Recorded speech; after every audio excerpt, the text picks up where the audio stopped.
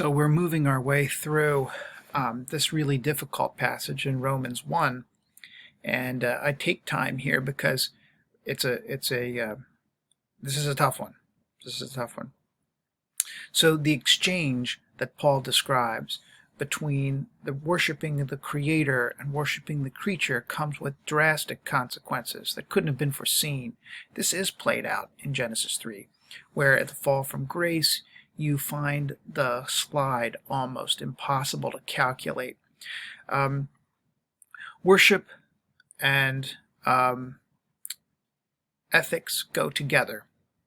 And however, this vice list begins in a way that is difficult, especially for those of us who are living today with a broader approach to human sexuality.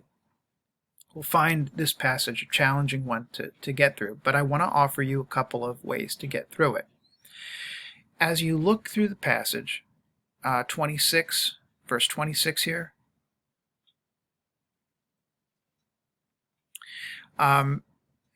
26 and 27 seem to be incompatible. Homosexuality seems to be painted in a picture that's incompatible with any kind of Christian teaching. Indeed, from Paul's point of view, it probably would be. But I want to suggest a couple of things. First, it's not my intent to take a person and move them off their square. If you've got a particular opinion about how people deal with one another in terms of males and females, but my intent is to show you that there are other ways to read Scripture, and there are certainly different ways to interpret it.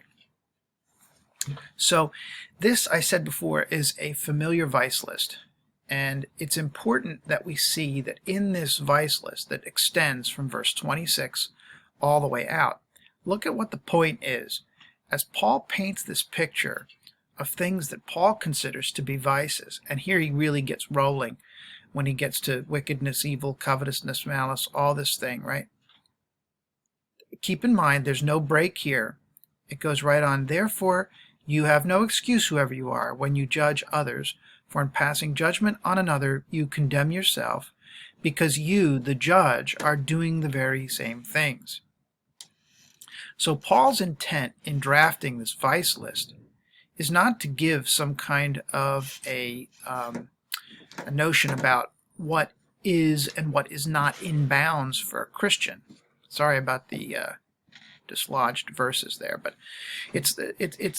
Paul's intent is not to give you a complete list of things that Christians are and aren't supposed to do. Rather, Paul is trying to draw the readers into a rhetorical trap, and that trap is the idea that we've been given some kind of a position or privilege to make any sort of judgment in regard to our fellow human beings. And so this traditional Gentile vice list that begins in 26 and goes to the end of the chapter is supposed to be a way of reeling in people who may have adopted a different style of ethic.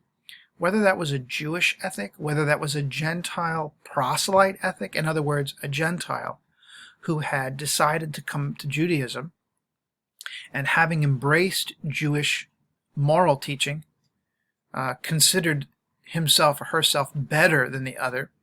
However it works out, Paul gets to the end, and by chapter 2, he draws all of us together into the net to say that we dare not judge one another. So what's the function of 26 through 36? The function is to get us all roiled over the way that humanity is broken. It is a key stereotype within Jewish teaching to characterize Gentiles as being unable to do battle or to control any sexual urge that they had. And the reason the Jew was in a position to maintain control over his or her desire had to do with circumcision. And having experienced circumcision, the Jew felt that they were given, through their covenantal relationship with God, this power to be able to fend off unholy urges. That's really important, isn't it? And you can see that beginning the way Paul begins, he goes right to these passions. And while it was true in the ancient world that, especially in the Augustan world, that these kinds of things were widely judged, there were corners of the Greco-Roman world where behaviors like this were I don't know if I would use the word embrace, but certainly tolerated, in some ways understood. I'll tell you what would be impossible, I think, for Paul to think, and that is, I think it would have been very difficult for Paul to think about a same-gendered relationship that was predicated on mutual love, self-respect, self-sacrificial love and kindness, with the intent toward a lifelong commitment. I think that's something Paul could not have fathomed. And the other thing that Paul probably had in mind in verses 26 and 27 is an unequal relationship between two same-gendered people, whether it's one who is a noble-born and the other a slave, or a low-born free person. These unequal relationships framed sexuality in the ancient world, especially in the city of Rome.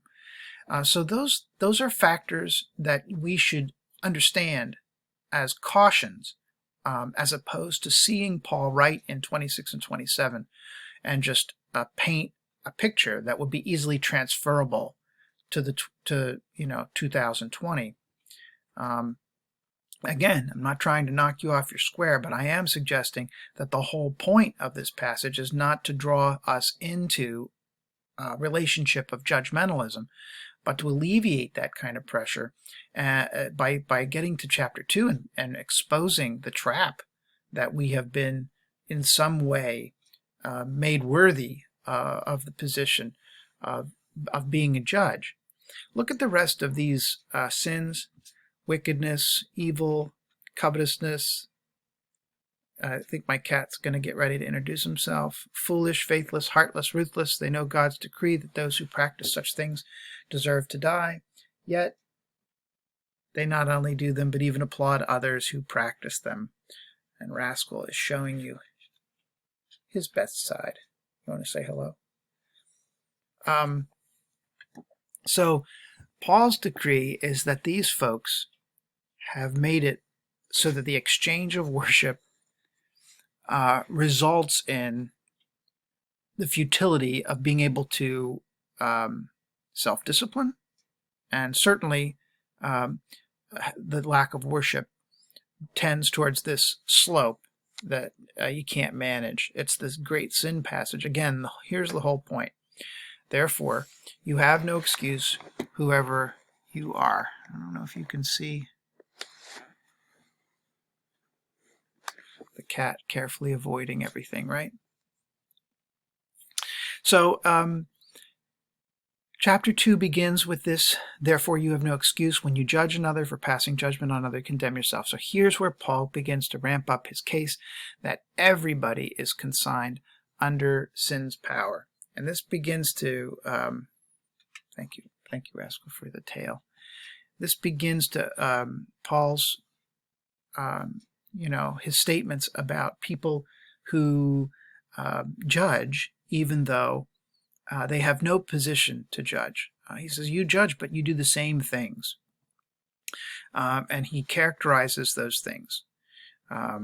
Look at what he says: your hard and impenitent heart, you are storing up wrath for yourself on the day of wrath, when God's righteous judgment will be revealed. We will pay according to each one's deeds. Sometimes we don't think about that. As believers, we think that deeds are something that are subsidiary. We don't have to do anything. That's a holdover from the Reformation. Paul seems to indicate that there is a very real sense in which deeds are going to be important.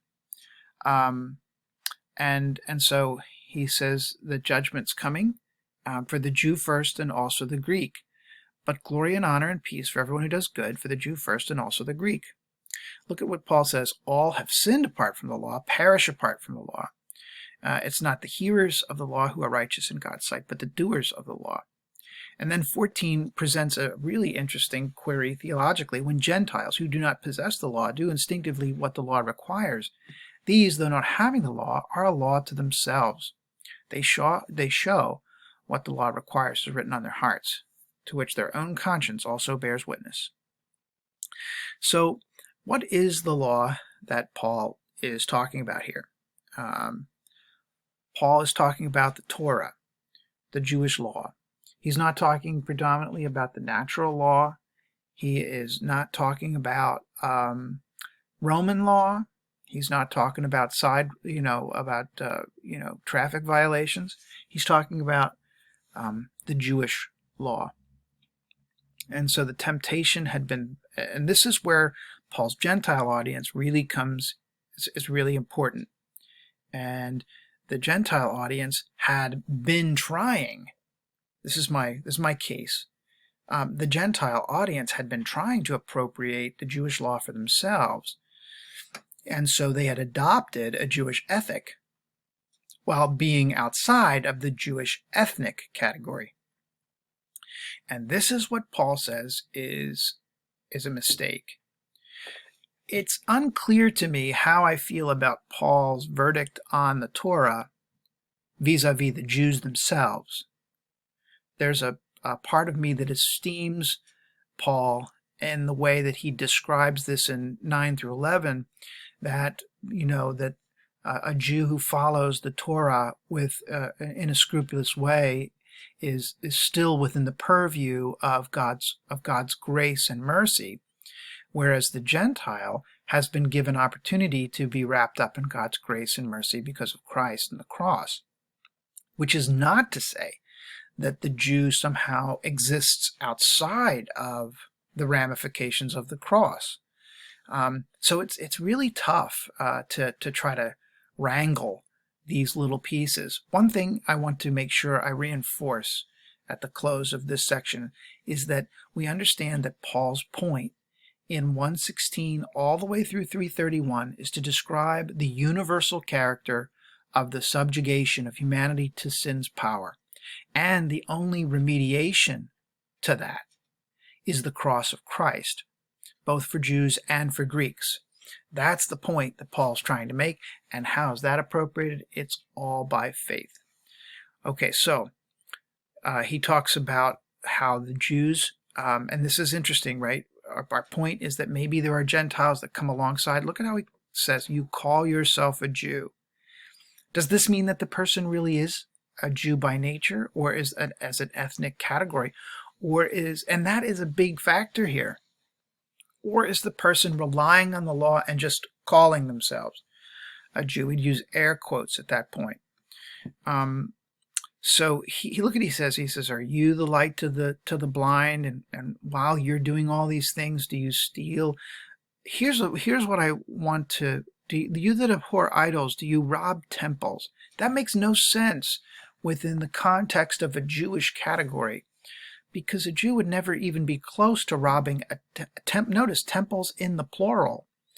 This would be much more, have a much greater affinity for a person who took a stance of superiority to Roman and Greek gods and goddesses, and who practiced the Jewish ethic, while at the same time showing up for the family barbecue where the meat was purchased at the one of the god or goddesses' temples. That could be very well what Paul has in mind. And he draws it closer. Circumcision is of value if you obey the law, but if you break the law, the circumcision has been nullified. So circumcision is a matter of the heart, and this is where he begins to push the issue about faith. Now, what Paul experiences here is his own. We're going to see in chapter 3 how he has to then back out of his own rhetoric to clarify what he means. And we were going to do that on the next video.